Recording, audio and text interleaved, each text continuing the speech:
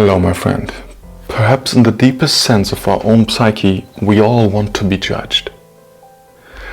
This might be in complete contradiction to the belief of most people who subscribe to an agenda where you're supposed to tolerate everything and not criticize anything. But to my limited understanding, there are laws at work in this universe which dictate the outcomes and consequences of our behavior on a level of morality, truth and goodness. Therefore, these laws have to differentiate between selfish and hedonistic intentions and actions and loving and unifying intentions and actions which actually have the interest of all at heart. And only then these laws will proceed to create your individual consequences and outcomes according to your specific circumstances. But when I speak of the fact that perhaps deep within our soul, our consciousness, we all want to be judged, I don't say that in the sense that we want others to judge us more favorably. No, there's actually no need to receive approval or attention or recognition from the world or anyone else. But on a much deeper level, we are all connected somehow, because there's something within us that unifies everything into one.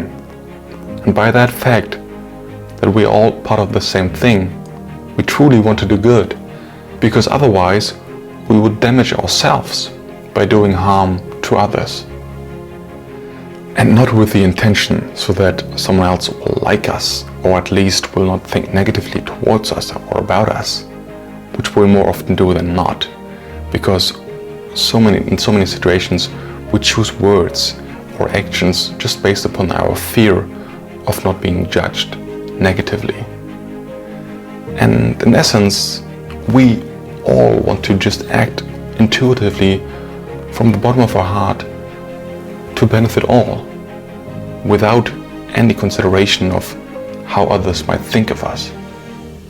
And once we do good for the benefit of all, without any intentions of just doing this for our own advantage, we will get a sense and a feeling that there's an entity behind this universal consciousness which actually recognizes and acknowledges our contributions in this life. And sometimes, on a surface level, these actions will not be rewarded or will not harvest the fruits that we were intended or expected to have and that we were wishing for. But we have no doubt in our mind that that force will reward us for our actions and for our contributions in a way that it finds fitting and necessary. So also when we experience pain, hardship and failure, we can realize and reflect and understand that these are also fruits that we receive. And we could look at them bitterly and blame the world or other external factors for our misery or our difficulties. But we could also see the beauty in it, because these challenges, these hardships are there for a reason, and these things could actually teach us the necessary things for us to go beyond our current life circumstances.